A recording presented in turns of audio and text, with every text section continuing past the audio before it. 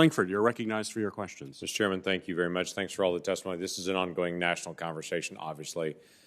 We don't have an anticipation we're going to solve it all today in this hearing, but we do have an anticipation we're going to narrow down what are the key things that we're going to engage in that we've got to be able to find a way to be able to solve. So it's helpful to be able to have your dialogue in the conversation. 5 years ago, I was with an executive from a Silicon Valley company, which I will leave out the name of the company. And as we were chit-chatting, I made just some random comment about his social media page. And he looked at me point blank and said, "Oh, I don't do social media at all. And my children don't do social media at all. I know better because I know what it is and what it's designed to do. I would never do that." And it was stunning to me to hear someone in the middle of Silicon Valley to say, "Oh, I know how toxic this is.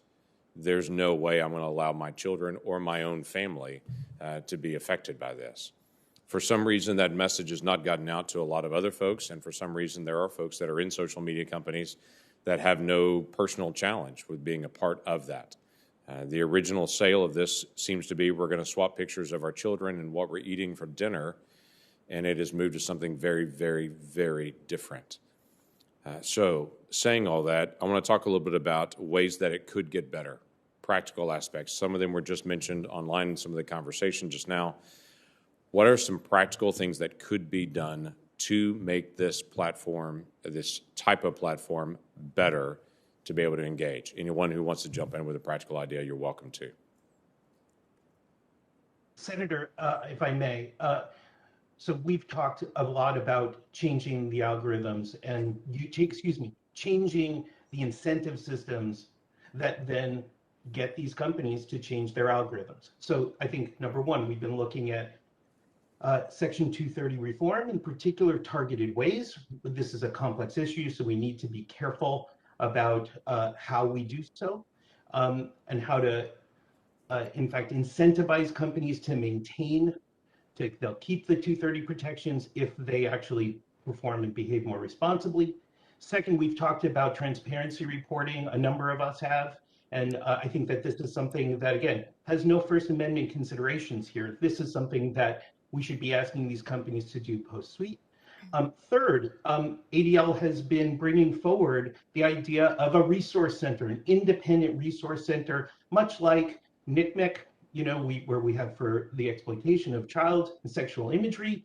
It's a public-private partnership to help to track what's going on in the world of extremism as well. And most importantly as well, academic and other good faith third-party researcher access to this data so that they can actually be looking at what's going on and report back on what's happening beyond what is just mandated. Okay, others? Specific issues. I do think that Section 230 reform is going to be one of the most important planks of this. Changing incentives for the industry is of the utmost priority. If companies are essentially given a blank check, told that they can engage as much as they want, as often as they want, and take profits from that, but they will face no repercussions for this, that they are immune sort of preemptively from suit, that is something that gives them a terrible incentive to do anything responsibly. So is this 230 reform or is it 230 enforcement? Because the issue about not being an editor publisher, clearly multiple of these entities are already trying to be able to alter content and to be able to engage in something that looks like a violation of 230 already. If there's a 230 issue, is it enforcement or is it changing the way that it's written?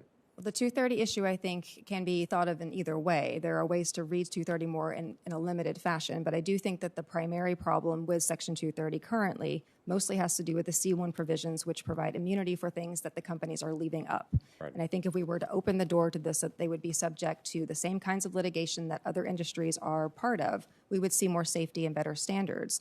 In addition to, I think, far more FTC interventions against what some of these companies are doing, recognizing that there is a fundamental misalignment of incentives here because these companies, their customers are not the users, their customers are advertisers. And therefore we have a big problem when it comes to how much those incentives are being thought of as advertiser issues as opposed to user issues, and how often users believe somehow that they are getting a free service. And there needs to be more oversight from the FTC about what that means for consumers and what it means for their consent. So with that, how do you balance out the issue of censorship? Because Focus on the Family and the Heritage Foundation and countless other conservative groups or faith-based groups would tell you they put up content and immediately it gets pulled down and blocked, or they get their accounts suspended. And they're saying, well, we're trying to keep quote-unquote hateful content away, and typically hateful content is conservative content. And so they're saying we're trying to abide by that. How do you balance that out? Well, I think there again we have to underscore the fact that these companies do have a First Amendment right of their own to exclude content and not associate with content that they find objectionable for any reason. Right. And therefore, that is the part of Section 230, the extent to which it gives them procedural rights as far as that enforcement goes, that I think we probably should leave alone. So we're on the other side of this then, dealing with antitrust violations, where you've got an issue where a company intentionally goes in and blocks out competition to be able to make sure there aren't other voices than them in the marketplace, and only their point of view gets out. That leaves the First Amendment issue, which I agree with, and moves into an antitrust issue that we still got to be able to resolve for several things. Mr. Persley, do you have something to add to that? Certainly, thank you. And let me begin where you left off, which is, so we're thinking about the antitrust problem in a very classic way, and we realize that these firms don't fit the normal model of antitrust. But so let's just talk about it in terms of competition law or the like. So there are a lot of measures on interoperability and trying to break up their monopoly on data that I think Congress should explore. Also, there are sort of non-speech related reforms that I think will have an impact on these speech related issues, right, in a beneficent way. So privacy legislation, right, is tied to advertising regulation, because the amount of data that they hoover up from all of us then is what enables certain types of targeting, certain types of messaging, which a lot of us here today were complaining about. And then on transparency, sometimes everybody's in favor of transparency.